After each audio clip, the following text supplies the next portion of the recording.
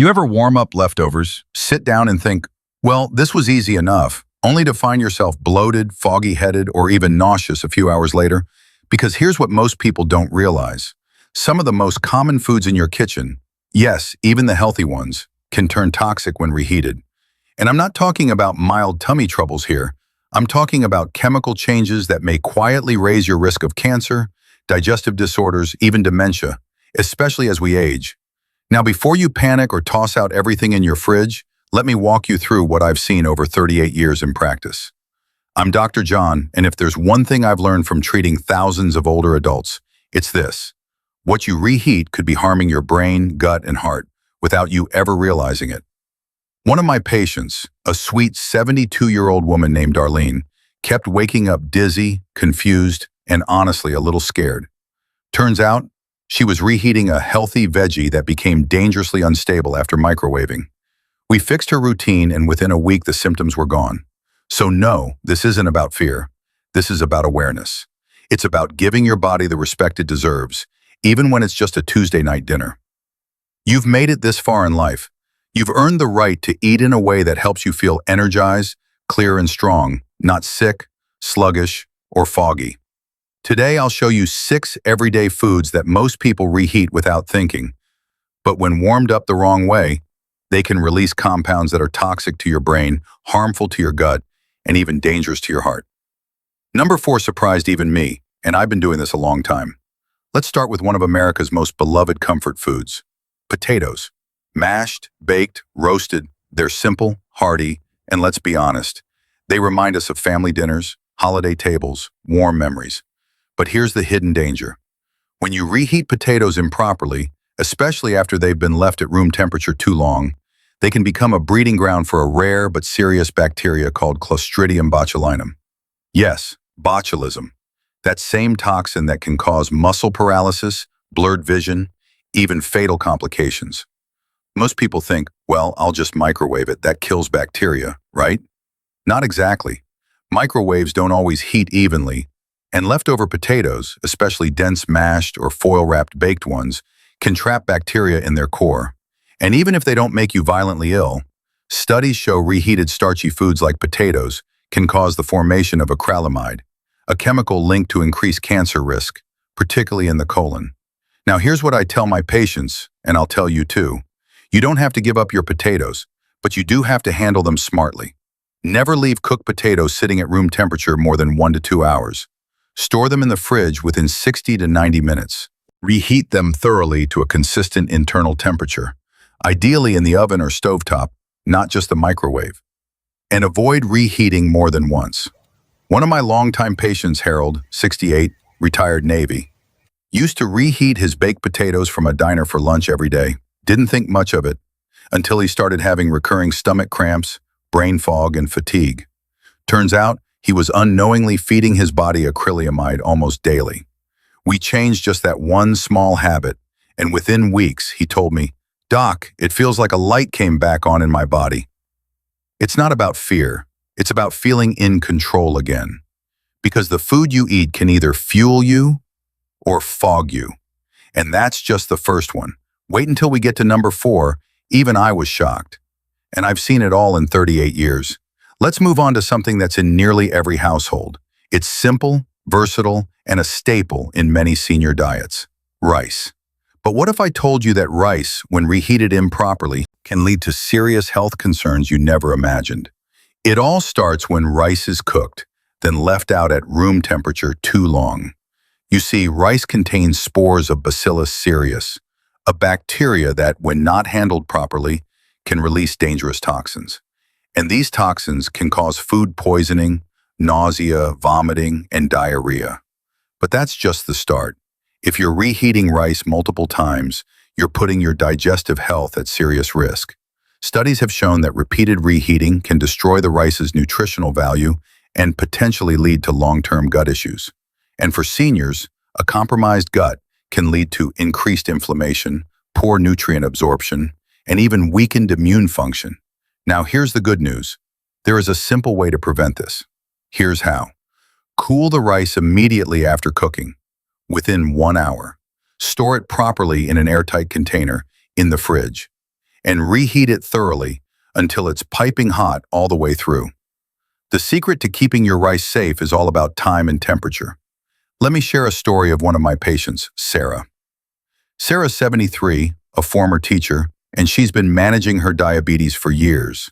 She loved cooking up a big pot of rice on Sundays, but just like many of us, she'd save it for the week, reheating it every day for lunch. But after a few months, she started feeling sluggish, bloated, and had trouble digesting her meals. Her blood sugar numbers weren't looking as good either. Turns out, the bacteria in the rice was affecting her digestion, and over time contributing to gut inflammation that was making her diabetes harder to manage. Once we helped Sarah switch up her rice routine, cooling it down properly, storing it in the fridge, and reheating it safely, her symptoms began to fade, and she regained some energy she thought was lost forever. So what's the lesson here? By simply following the right steps when storing and reheating rice, you're not just avoiding sickness, you're taking control of your digestive health and overall vitality. Next up, let's talk about something we all know is good for us, but when reheated the wrong way, it can actually be dangerous. This leafy green is packed with nutrients, vitamins, iron, fiber. It's one of the healthiest foods you can eat. But here's the catch. When you reheat spinach, you might be releasing harmful nitrates. Now you might be thinking, nitrates? Isn't that the stuff in processed meats?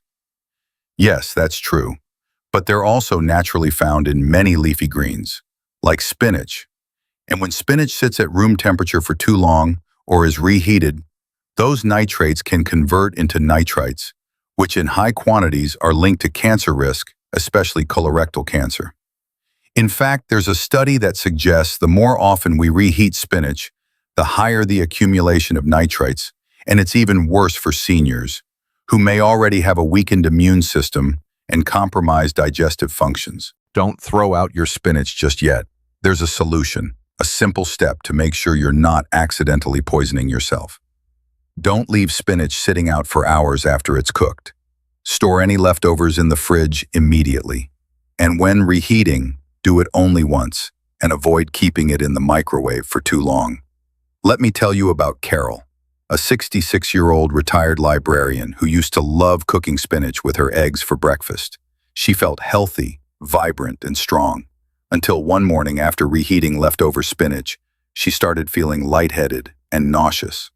Her doctors couldn't quite figure it out at first, but when we looked into her diet, I realized her spinach habits were silently building up nitrites in her system.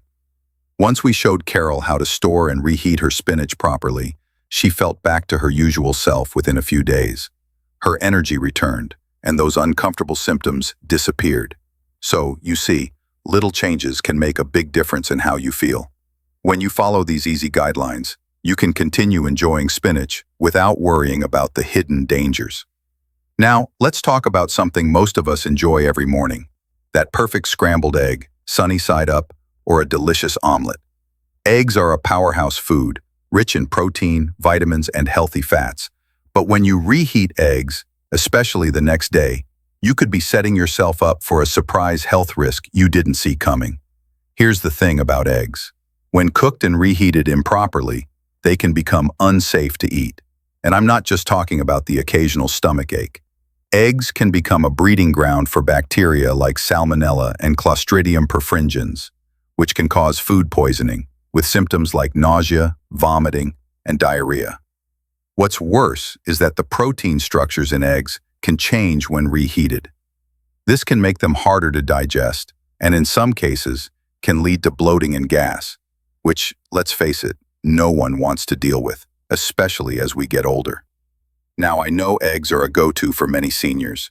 They're quick, affordable, and packed with nutrients. But let me ask you this. Would you continue eating eggs if you knew the reheating process was doing more harm than good? We've all been there, right? You make a big batch of scrambled eggs in the morning, thinking you'll have leftovers for lunch or dinner. But what you don't know is that by the time you reheat them, those eggs may be dangerous to your gut and your health. And it's not just about the bacteria. When eggs are reheated, their nutritional value decreases significantly. You're losing out on those important omega-3s, vitamins A and D, and all the goodness they provide. Reheated eggs are less nutritious and can cause unnecessary digestive distress. A tough combo for anyone, especially seniors who are trying to maintain strong digestion. Here's the good news. There's a simple solution. Don't reheat eggs more than once. Store leftovers in the fridge immediately. When you reheat, make sure they're heated evenly and thoroughly. The key is careful storage and cautious reheating. Let me share a quick story about my patient Frank. Frank, 72, an avid golfer, loved having eggs in the morning, but for a while he was reheating leftover scrambled eggs from breakfast and eating them for lunch. After a few weeks, Frank began noticing bloating, stomach cramps, and fatigue. He couldn't understand why. It wasn't until we took a closer look at his egg routine that we realized. The reheated eggs were wreaking havoc on his digestion. We made a small change. No more reheating eggs twice. He felt better within days. His energy returned, and his gut was no longer in distress. So you see, it's about more than just the food. It's about how you prepare and store it. And the smallest change can make a world of difference in how you feel. All right, we've covered some big ones, but here's the one that really shocks people. Chicken. You love it. I love it. It's a dinner staple. But when it comes to reheating chicken, you might be playing with fire, and I'm not exaggerating here. Here's the thing. Chicken is one of the most commonly reheated foods, but if you don't handle it the right way, you could be setting yourself up for serious health risks. And I'm talking about more than just food poisoning. Now here's the part I bet you didn't know. Reheated chicken can lead to bacterial growth that actually doubles its chances of causing foodborne illness. But wait, there's more. The danger comes from Clostridium perfringens, a bacteria that loves to grow on cooked chicken if it's not cooled properly or reheated at the right temperature. This bacteria can lead to stomach cramps, vomiting, and diarrhea. And for seniors, it can cause dehydration and serious complications. But here's the kicker. If you reheat chicken and don't heat it all the way through, you're still inviting bacteria to multiply. This isn't just about the chicken being cold in the middle. It's about the hidden dangers lurking in those foodborne pathogens. And believe me, I've seen this happen in my practice. Seniors who eat reheated chicken without thinking about how it was stored or reheated are more likely to get sick or feel off in ways they don't expect. But there's a solution. Here's how you can safely reheat chicken and avoid the health risks. Cool it down quickly after cooking, within 2 hours of serving. Store it in an airtight container in the fridge. When you reheat it, make sure to heat it thoroughly, all the way to an internal temperature of 165 degrees Fahrenheit. That's the magic number to ensure it's safe and bacteria-free. It's not about avoiding chicken altogether. It's about smart reheating. I had a patient, Tim, a 70-year-old who was in great shape and loved cooking meals for himself. He'd roast a chicken on Sunday, then have leftovers all week. But after a couple of months, Tim started feeling sluggish, trouble staying hydrated. After some investigation, we realized he was reheating chicken improperly, leaving it out too long, then not reheating it properly. After adjusting his routine, cooling the chicken faster, storing it better, and reheating it correctly, Tim felt better within days. His energy came back, and those digestive issues went away. So as you can see, with just a few simple steps, you can keep your meals safe and delicious. You don't have to give up on your chicken dinners. You just need to reheat them smartly. Now let's talk about mushrooms, the delicious, earthy superfood that adds so much flavor to your meals. You know, mushrooms are loaded with antioxidants, fiber, and vitamins. They're good for you until you reheat them incorrectly. You might not know this, but mushrooms are one of those foods that can become toxic when reheated. And it's not the usual bacteria or toxins you'd expect. It's something even more sneaky.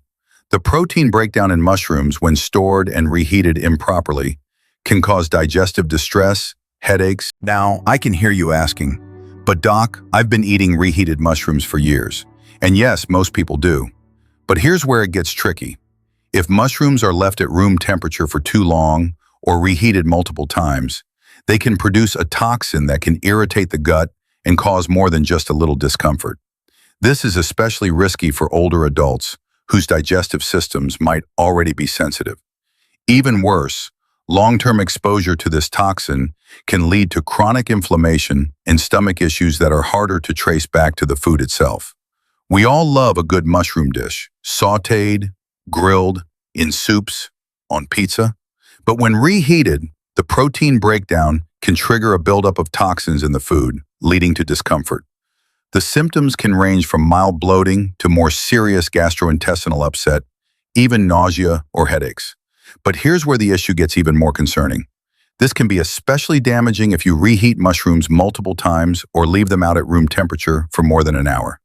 This allows bacteria and toxins to build up, creating a perfect storm for digestive discomfort.